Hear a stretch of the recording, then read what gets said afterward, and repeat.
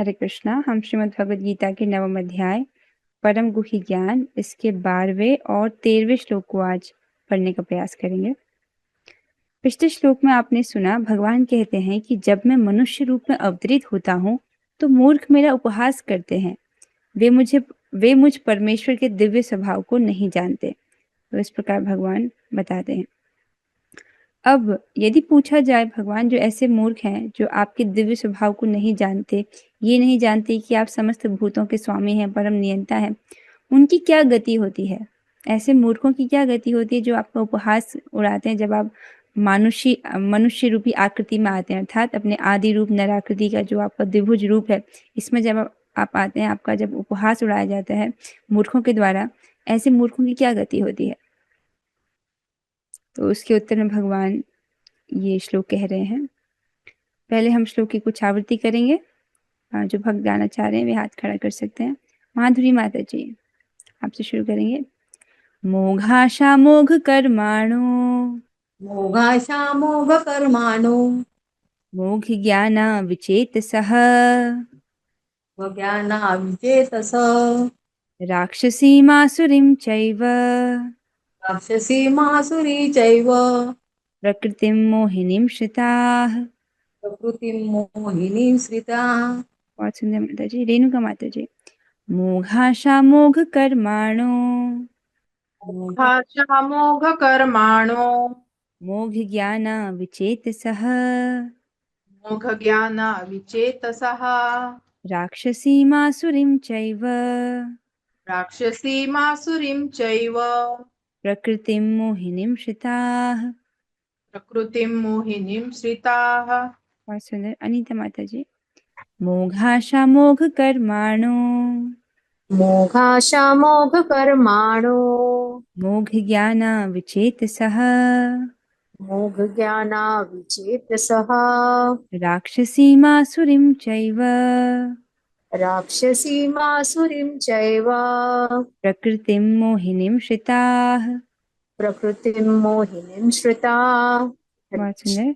इस श्लोक में श्री भगवान बता रहे हैं, जो लोग इस प्रकार मोहग्रस्त होते हैं वे आसुरी तथा नास्तिक विचारों के प्रति आकृष्ट रहते हैं। इस मोहग्रस्त अवस्था में उनकी मुक्ति आशा, उनके सकाम कर्म तथा ज्ञान का अनुशीलन सभी निष्फल हो जाते हैं। तो ऐसे जो मूर्ख हैं, जो भगवान को मनुष्य समझते हैं, इस प्रकार से मोहित रहते हैं, वो नास्तिक विचारों के प्रति आकृष्ट रहते हैं और आसुरी स्वभाव अर्थात तमोगुणी और रजोगुणी के द्वारा वो प्रभावित रहते हैं। उनकी जो मुक्ति की आशा है, मोक्ष की जो आशा है, या सकाम कर्म फल उसकी आशा है, या जो वो ज्ञान का अनुशीलन कर रहे हैं, सभी जो है निष्फल हो जाते हैं। उनको इसका फल प्राप्त नहीं होता। ऐसा क्यों? क्योंकि सारे फल तो भगवान प्रदान करने वाले हैं। तो जब भगवान के प्रति अपराध कर रहे हैं, देखिए, जो व्यक्ति भगवान को मनुष्य समझ रहा है, ये एक घोर अपराध है। क्योंकि मनुष्य का देह जो है, इसमें मल मूत्र भरा रहता है, हड्डी मांस आदि से बना रहता है, भगवान की जड़ प्रकृति से ये बना है। ये समझना कि भगवान मनुष्य का रूप धारण किया हुआ है जैसा हमारा है, ये बहुत बड़ा अपराध बन जाता है भगवान के प्रति। तो ऐसे जो अपराधी हैं, फिर भगवान की कृपा उनको प्राप्त नहीं होती है। तो ये जो फल है, अर्थात मुक्ति आशा, सकाम कर्म और ज्ञान का अनुशीलन जो भी करना चाहते हैं, तो वो सब निष्फल हो जाता है। अन्वय को देखेंगे। ते अर्थात वे, पिछले श्लोक से कनेक्ट करना होगा, वे मूर्ख लोग। मोघ आशा, निष्फल आशा, उनकी जो मोक्ष प्राप्ति की जो आशा है वो भी निष्फल हो जाती है। मोघ कर्माणि, उनके कर्म है जो वो भी निष्फल हो जाते हैं। और मोघ ज्ञानाः, निष्फल ज्ञान वाले, अर्थात वे ज्ञान का अनुशीलन भी करना चाहें तो वो भी निष्फल हो जाता है। उनके द्वारा जो भी ज्ञान मार्ग में जो भी प्रगति है वो सब निष्फल हो जाती है। विचेतसः, और विक्षिप्त चित्त होकर, उनका चित्त कैसा हो जाता है? विक्षिप्त। विक्षिप्त समझते हो? उनका चेतना में गड़बड़ हो जाना, विक्षिप्त हो जाना, खराब चेतना ऐसी हो जाती है।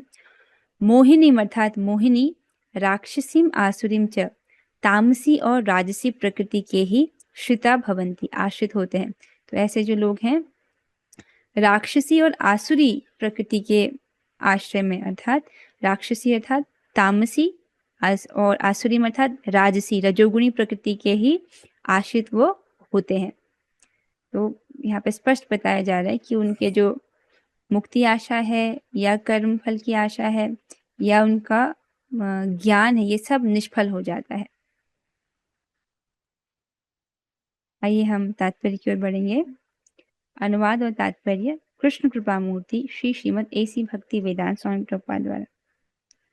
प्रभुपाद जी समझा रहे हैं इस तात्पर्य में, ऐसे अनेक भक्त हैं जो अपने को कृष्ण भावना में तथा भक्ति में रत दिखलाते हैं, किंतु अंतःकरण से वे भगवान कृष्ण को पर ब्रह्म नहीं मानते। देखिए ध्यान से पढ़िए क्या कह रहे हैं प्रभुपाद जी। ऐसे अनेक भक्त हैं, भक्तों का वर्णन हो रहा है जो अपने को कृष्ण भावना में तथा भक्ति में रत तो दिखा रहे हैं, लेकिन अंतःकरण से भीतर से वे भगवान को परब्रह्म नहीं मानते हैं। हो सकता है व्यक्ति बाहर से दिखावा भी कर रहा हो कि भक्ति भी कर रहा हो, भक्त की वेशभूषा में भी हो, लेकिन वो भगवान को भगवान ना माने, उनको साधारण व्यक्ति माने। चलो एक महापुरुष मान ले, ऐतिहासिक पुरुष मान ले, ये सभी भगवान के प्रति अपराध हो जाएंगे। तो वो क्या है, अंतःकरण में भगवान को परब्रह्म नहीं मानते।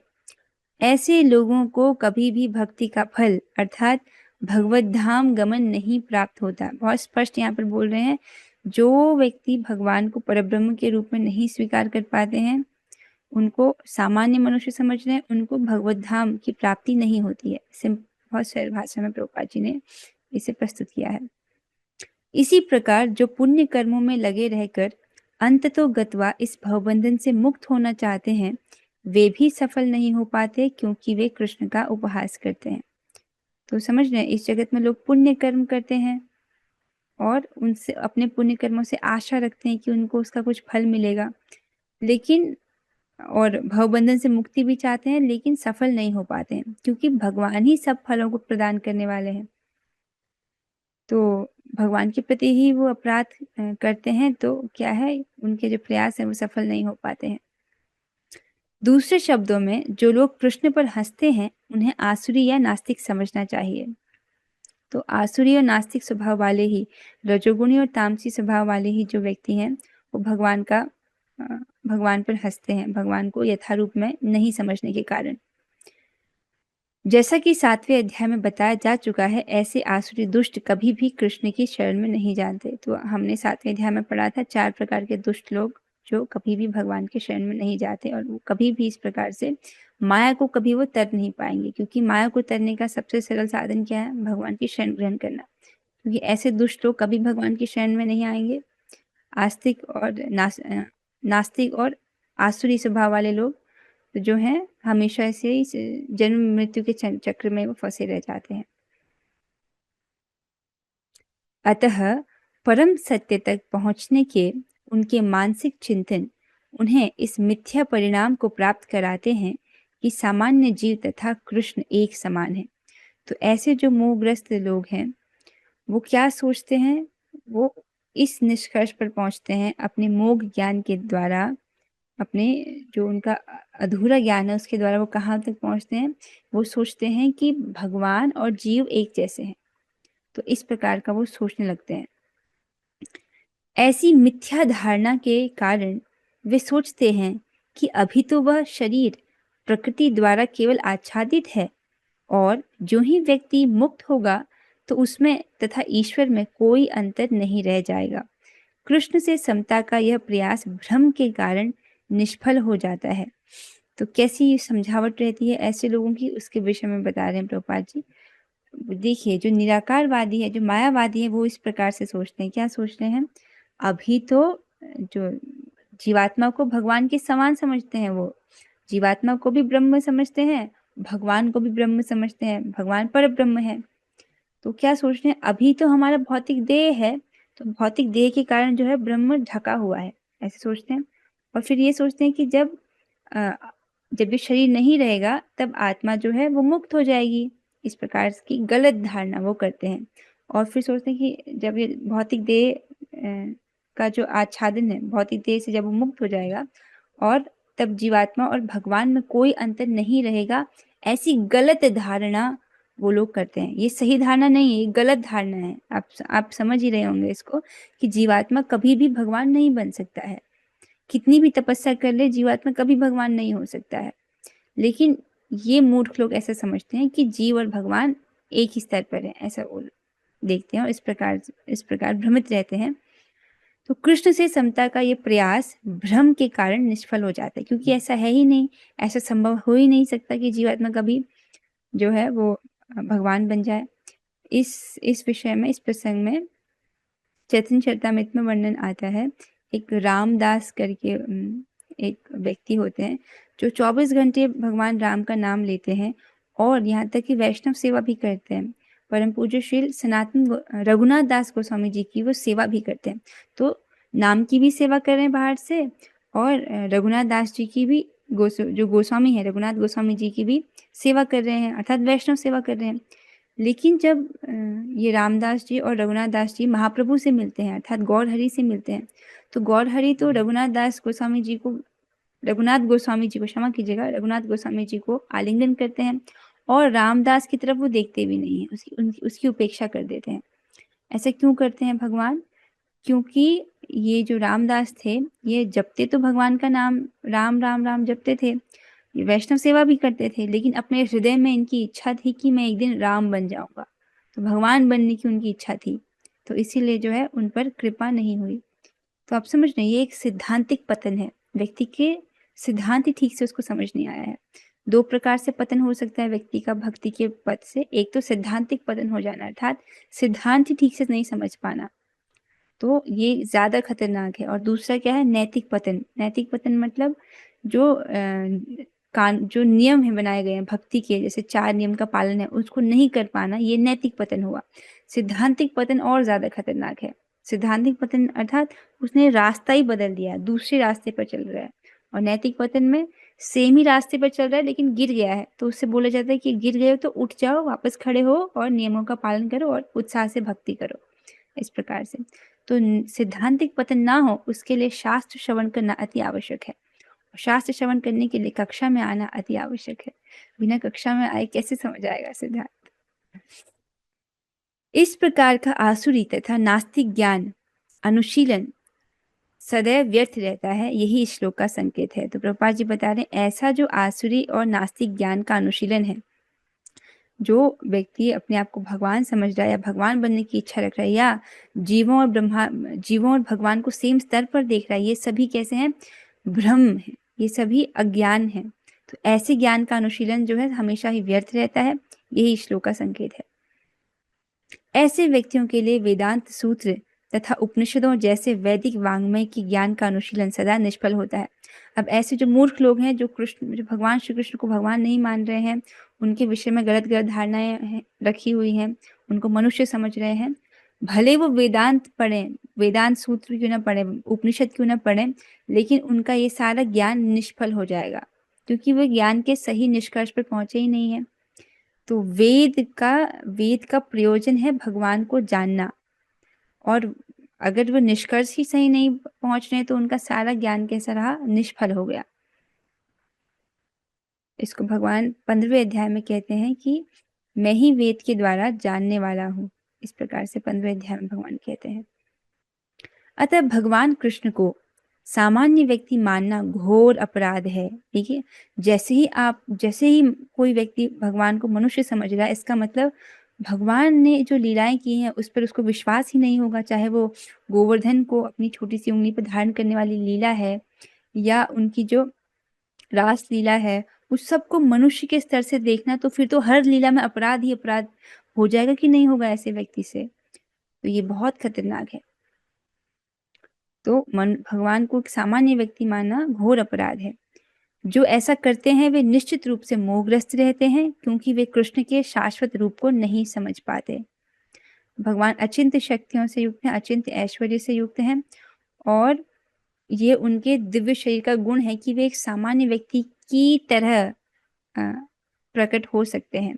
जैसे वो अपने माता पिता के समक्ष पहले चतुर्भुज रूप में आए थे, फिर उसके बाद उन्होंने अपने आप को एक सामान्य शिशु के रूप में बदल दिया था। सामान्य शिशु के रूप में वे प्रकट हो गए थे। तो ये भी उनके अचिंत्य ऐश्वर्यों में से एक है। बृहद विष्णु स्मृति का कथन है, यो वैति भौतिकं देहं कृष्णस्य परमात्मनः स सर्वस्माद् बहिष्कार्यः श्रोत्स्मार्थ विधानतः मुखं तस्यावलोक्यापि सचेलं स्नानमाचरेत्। अब इसमें तो और बताया जा रहा है, क्या बताया जा रहा है कि जो कृष्ण के शरीर को भौतिक मानता है उसे श्रुति तथा स्मृति के समस्त अनुष्ठानों से वंचित कर देना चाहिए। अर्थात ऐसे व्यक्ति को कुछ भी वेद पढ़ाने का अधिकार या शास्त्रों को पढ़ाने का अधिकार नहीं देना चाहिए। हर प्रकार से श्रुति और स्मृति के समस्त अनुष्ठानों से वंचित कर देना चाहिए।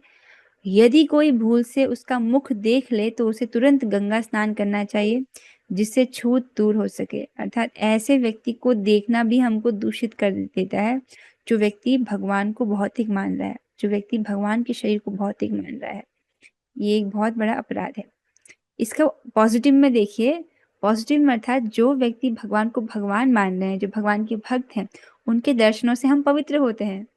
और नेगेटिव में जो व्यक्ति भगवान के शरीर को भौतिक मान रहा है, ऐसे लोगों को देखकर हम अपवित्र होते हैं। इसलिए बोला जा रहा है कि तुरंत गंगा स्नान कर लेना चाहिए, जिससे छूत दूर हो सके। तो क्या हमको सच में गंगा स्नान करना चाहिए? यदि संभव हो तो कर लीजिए।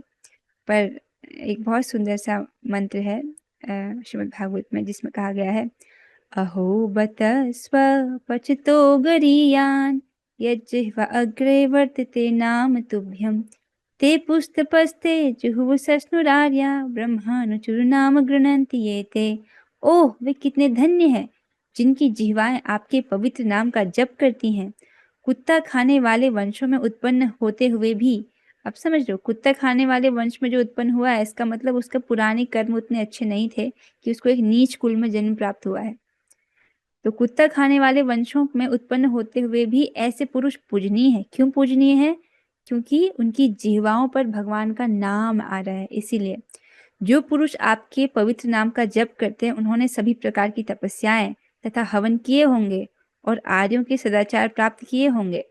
आपके पवित्र नाम का जप करते रहने के लिए उन्होंने तीर्थ स्थानों में स्नान किया होगा, वेदों का अध्ययन किया होगा और अपेक्षित हर वस्तु की पूर्ति की होगी।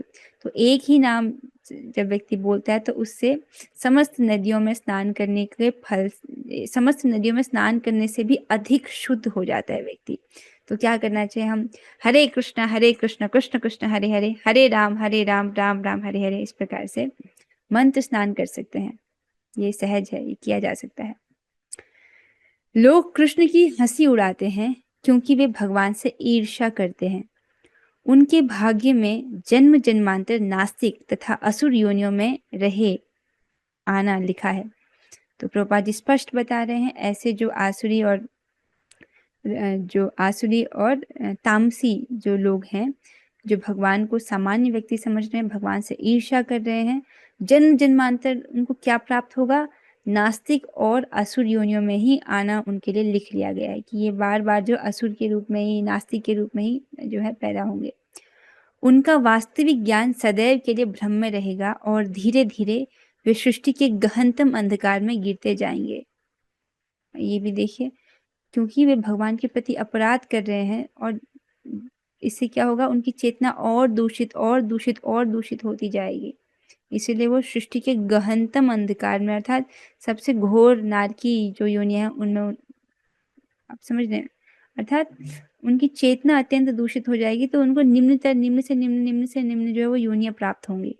तो उनका भविष्य अंधकारमय है। इतना तो हम श्लोक से समझ पा रहे हैं।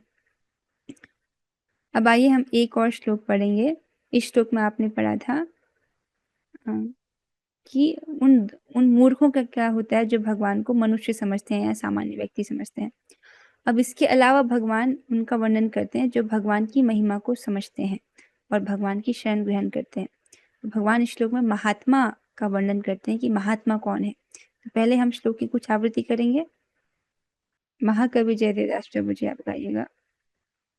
महात्मानस्तु मां पार्थ महात्मानस्तु मां पार्थ देवीं प्रकृतिमाश्रिताः देवीं प्रकृतिम् आश्रिताः भजन्ते अनन्यमनसो भजन्य अनन्तमनसो ज्ञात्वा भूतादिमव्ययम्। ज्ञात्वा भूताद्यम् अव्ययम्। अनीता माता जी आपका ये। महात्मानस्तु मां पार्थ महात्मानस्तु मां पार्थ दैवीं प्रकृतिमाश्रिताः दैव्यं प्रकृतिमाश्रिता भजन्ते अनन्यमनसो भजन्ते अनन्यमनसो ज्ञात्वा भूतादिमव्ययम्। ज्ञात्वा भूतादिमव्ययम्। बात हरे सुनिए माता कृष्ण। जी। तो श्लोक में श्री भगवान बताते हैं, हे पार्थ, मोह मुक्त महात्मा जन दैवी प्रकृति के संरक्षण में रहते हैं। वे पूर्णतः भक्ति में निमग्न रहते हैं क्योंकि वे मुझे आदि तथा अविनाशी भगवान के रूप में जानते हैं। तो यहाँ पर इस श्लोक में भगवान महात्माओं का वर्णन कर रहे हैं। तो इन महात्मा का पहला गुण क्या है कि वो दैवी प्रकृति के संरक्षण में रहते हैं, अर्थात भगवान की आध्यात्मिक शक्ति, अंतरंगा शक्ति के संरक्षण में रहते हैं। और इनके कार्यकलाप किस प्रकार के होते हैं? तो वो पूरी तरह से भक्ति में निमग्न रहते हैं। ऐसा क्यों? क्योंकि वो मुझे आदि अर्थात भगवान का ऐसा रूप जो शाश्वत है, हमेशा से था, है और हमेशा रहेगा, अविनाशी अर्थात नित्य जो भगवान का रूप है उसके रूप में जानते हैं। आदि का ये भी अर्थ है कि भगवान जो है ज्ञात्वा भूतादिमव्ययम्, तो जितने भी भूत हैं उनका आदि समझता है। भूत अर्थात जितने भी ब्रह्मा जी से लेकर शिव जी और जितने भी जीव हैं सबके भगवान आदि हैं, मतलब इन्हीं के कारण हैं। और जितने भी भूत समूह हैं, पंच तत्व आदि जितने भी भूत समूह हैं, इनके भी भगवान कारण हैं। तो समस्त कारणों के कारण है। इस प्रकार से अव्ययम भगवान को अविनाशी समझते हुए भगवान की शरण ग्रहण करते हैं और उनकी भक्ति में निमग्न रहते हैं। एक बार अन्वय को देखेंगे। पार्थ, हे पार्थ, तू अर्थात किंतु, महात्मानः महात्मागण, दैवी प्रकृतिम दैवी प्रकृति का आश्रिता अर्थात आश्रय कर। तो जो महात्मा गण हैं उनका पहला गुण क्या बताया गया है कि वो दैवी प्रकृति के आश्रय में रहते हैं। और अनन्य मनसा, अनन्य चित्त से। तो अनन्य चित्त अर्थात उनके मन में, अपने मन में वो केवल भगवान श्री कृष्ण के बारे में ही सोचते हैं।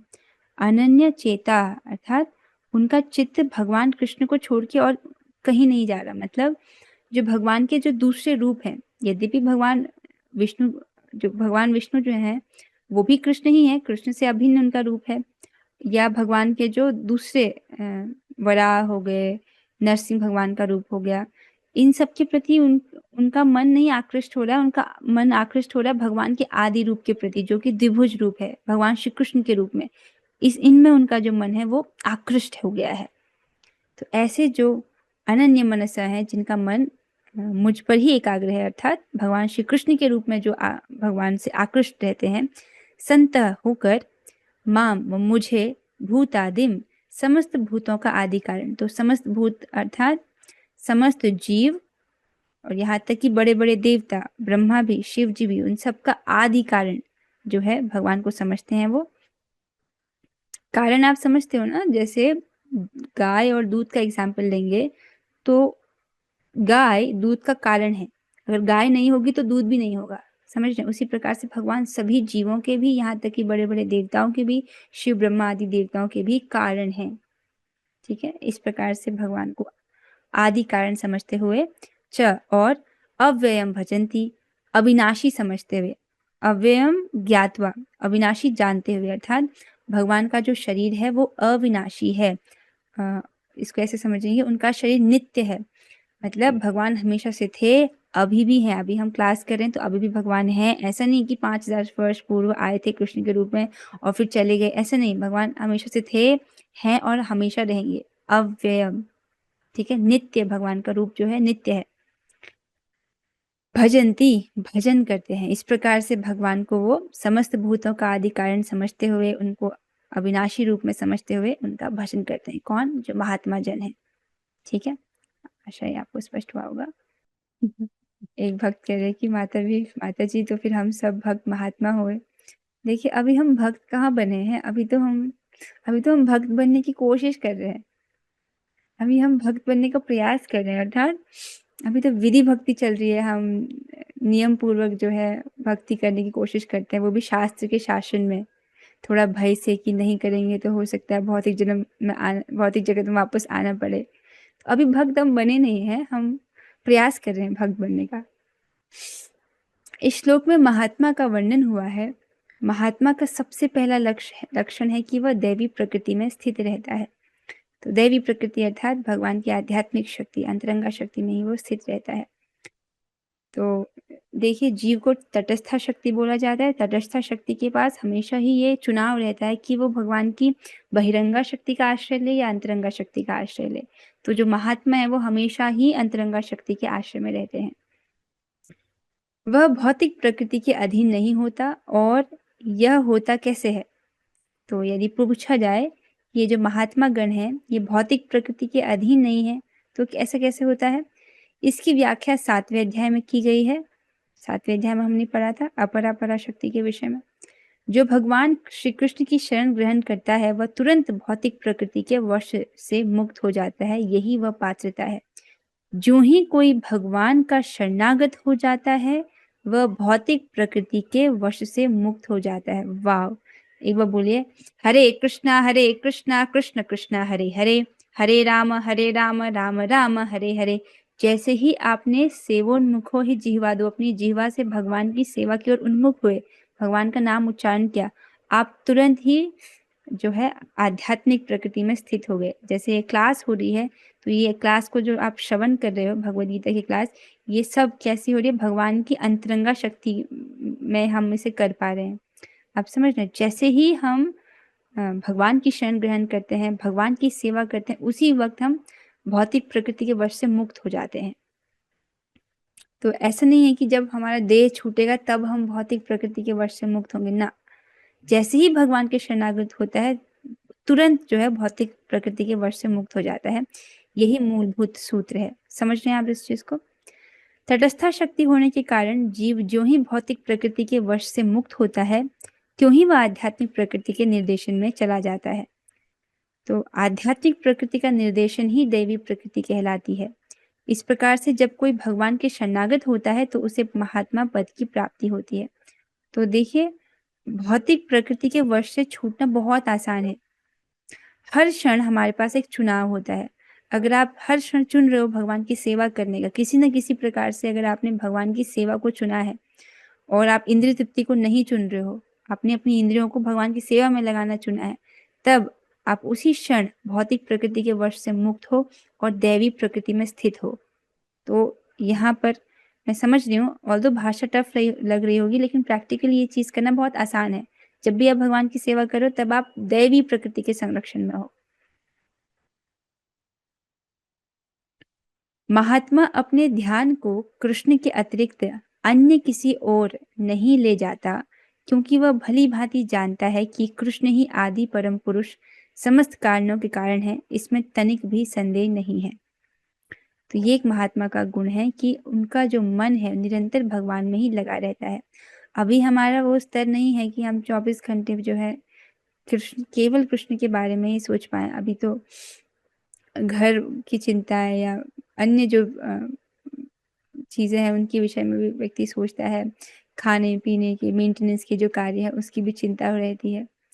लेकिन हाँ, हम प्रयासरत हैं उस दिशा में। तो ऐसे जो महात्मा है वो भगवान का ही जो है स्मरण करते हैं और ये समझते हैं कि कृष्ण ही आदि हैं, परम पुरुष हैं, समस्त कारणों का कारण है। हमने इसको 7वें अध्याय में विस्तार से पढ़ा था, इसलिए यहाँ पर ज्यादा एक्सप्लेन नहीं करा जा रहा है।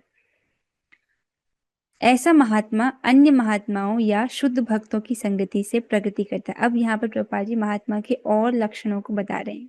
कैसे लक्षण है कि ऐसा जो महात्मा है वो क्या है?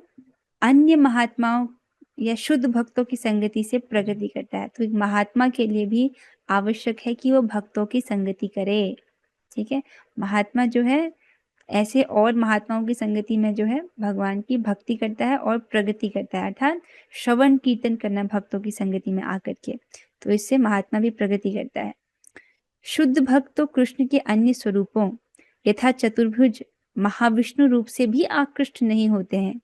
वे न तो कृष्ण के किसी अन्य रूप से आकृष्ट होते हैं न ही वे देवताओं या मनुष्यों के किसी भी रूप की परवाह करते हैं। तो यहाँ पर प्रभुपाद जी व्याख्या कर रहे हैं इस शब्द की, अनन्य कौन सा है ये, भजन्त्य अनन्य मनसो, अनन्य मन से भजन करने का क्या अर्थ है उसको समझा रहे हैं। बहुत सुंदर ढंग से प्रभुपाद जी इसको समझा रहे हैं हमको। ऐसा जो व्यक्ति है वो भगवान कृष्ण के जो अन्य स्वरूप हैं, अर्थात जैसे उनके चतुर्भुज में जो महाविष्णु रूप हैं और जो उनके अन्य विष्णु अवतार हैं, उनके प्रति आकृष्ट नहीं होता है उसका मन, और न ही वो कृष्ण के किसी अन्य रूप से आकृष्ट होता है, या जो भगवान श्री कृष्ण के ही अलग अलग मत्स्य कूर्म बड़ा अलग अलग जो अवतार भगवान ने लिए हैं, यद्यपि वो सभी भगवान ही हैं, दिव्य उनका शरीर है, चिन्मय है, सच्चिदानंद है, लेकिन फिर भी उनसे वो आकृष्ट नहीं होता, और न ही किसी देवताओं से आकृष्ट होता है। आप समझ रहे हैं? अनन्य का एक और अर्थ है कि वो किसी भी देवता की पूजा नहीं करता है। हाँ, सम्मान सबका करता है। पिछली क्लास में आपने पढ़ा था कि सभी जीवों का यथोचित सम्मान करना चाहिए, है ना? तो देवताओं का भी सम्मान करना चाहिए, तो लेकिन सम्मान करता है, लेकिन उनकी उपासना, उनकी पूजा नहीं करता है, देवताओं के आश्रय में नहीं है, और ना ही वो किसी भी मनुष्य के किसी रूप की परवाह करता है। इस जगत में होते हैं ना कुछ लोग जो बॉलीवुड के सेलिब्रिटीज की खूब प्रशंसा करते हैं, जबकि आप शास्त्र की दृष्टि से देखोगे तो यदि वो भक्ति नहीं कर रहे हैं तो वो एक भौतिकतावादी व्यक्ति ही हैं जो अपना समय व्यर्थ कर रहे हैं इस जगत में। तो ऐसे जो लोग हैं मनुष्यों के किसी रूप की भी परवाह नहीं करते हैं। इस प्रकार से अनन्य चेता शब्द का अर्थ समझाया जा रहा है कि वो केवल भगवान श्री कृष्ण में ही जिनका मन आकृष्ट है, सिंपल इस प्रकार से, और कहीं पर भी ना अन्य, उनका मन कहीं अन्य जगह पर नहीं जाता है। वे कृष्ण भावनामृत में केवल कृष्ण का ध्यान करते हैं, वे कृष्ण भावनामृत में निरंतर भगवान की अविचल सेवा में लगे रहते हैं। तो भगवान श्री कृष्ण का ही ध्यान करते हैं और कृष्ण भावनामृत में रहकर निरंतर भगवान की अविचल सेवा में लगे रहते हैं। तो अभी हम प्रयास कर रहे हैं भगवान की सेवा करने का, लेकिन ये निरंतर करने में हम थोड़ा सा इसको करने की कोशिश कर रहे हैं कि हम इसको निरंतर कर पाए, एक के बाद एक के बाद एक के बाद एक। इसी में थोड़ा सा संघर्ष है, पर हाँ प्रयास जारी है। हम सभी लोग इस ऐसा ही महात्मा बनने की एस्पिरेशन से युक्त हैं कि हम भगवान के अच्छे भक्त बने और निरंतर उनकी सेवा में लगे रहें। तो स्पष्ट है कि महात्मा कौन है? जो भगवान की दैवी प्रकृति के संरक्षण में रहते हैं और पूरी तरह से भगवान की भक्ति में निमग्न रहते हैं, क्योंकि वो समझ रहे हैं कि भगवान आदि हैं, अर्थात समस्त कारणों के कारण है, और अविनाशी के रूप में भगवान को जानकर अनन्य भाव से, अनन्य चेता के रूप में उनका ध्यान कर रहा है। भगवान श्री कृष्ण के रूप के ही प्रति वो आकृष्ट है और उन्हीं की भक्ति कर रहा है। आशा है ये श्लोक स्पष्ट हुआ होगा।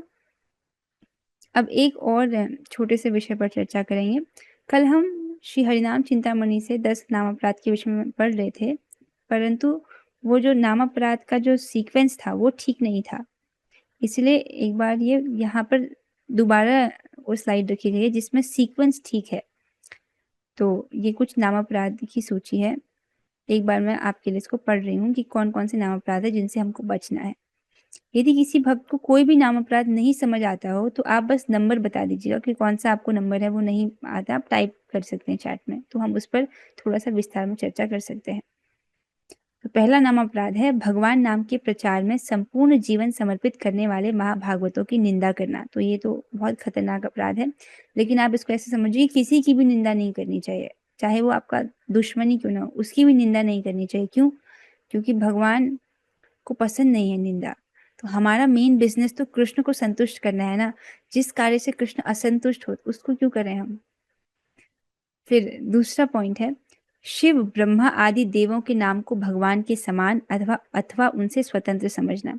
तो पहली बात तो है भगवान के समान समझना, ये तो आप समझ रहे हैं कि वो भगवान परम नियंता है और सब कुछ भगवान के नियंत्रण में है, देवता भी भगवान के नियंत्रण में ही कार्य करते हैं, यहाँ तक कि बड़े बड़े देवता शिव ब्रह्मा आदि भी भगवान के नियंत्रण में ही है। अथवा उनसे स्वतंत्र, तो स्वतंत्र तो यहाँ पर कोई नहीं समझता है क्योंकि सब कुछ भगवान ही परम नियंता है, तो भगवान सबको नियंत्रण करते हैं, यहाँ तक कि जो सूर्य है, वायु है, ये सब भगवान के आदेश से ही अपने कार्य को करते हैं।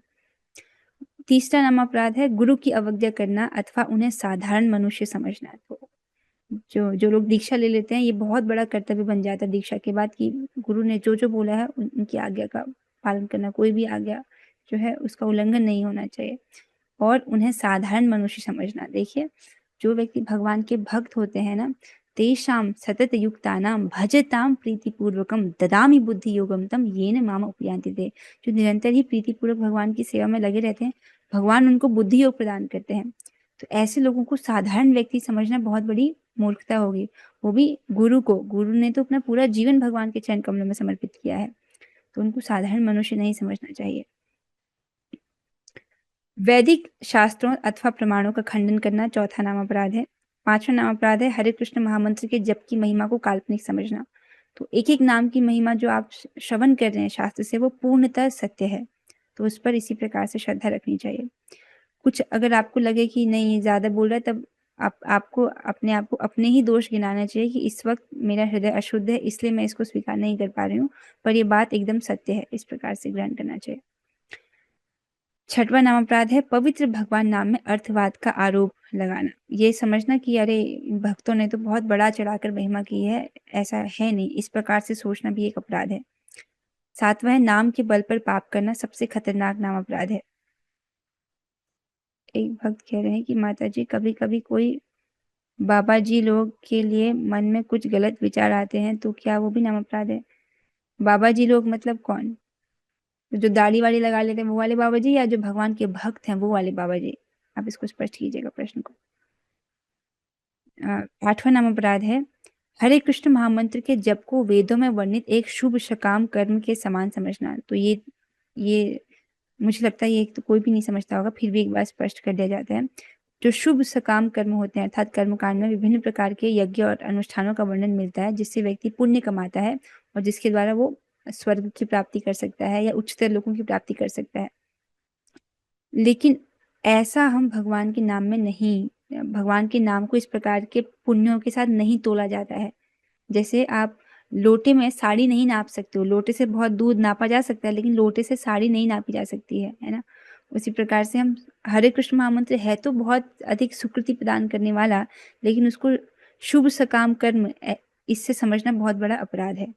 ठीक है, इसलिए जो गोकोटि दानम वाला श्लोक है ना, उसमें बोला जाता है कि जो बहुत सारे पुण्य के बारे में बोला जाता है कि 1 करोड़ गायों को दान देना, प्रयागराज में 1 कल्प तक वास करना, ब्राह्मणों को सुमेरु के समान स्वर्ण दान में देना, ये सबका पुण्य एक तरफ, और फिर वो भगवान के नाम को बोलने के 100वें हिस्से के बराबर है नहीं बोला जाता, 100वें हिस्से के बराबर भी नहीं है ये बोला जाता है। इतना छोटा मतलब आप समझ रहे हैं, तुलना नहीं कर सकते हैं इन चीजों को, तो उनके समान समझना बहुत बड़ा जो है अपराध है।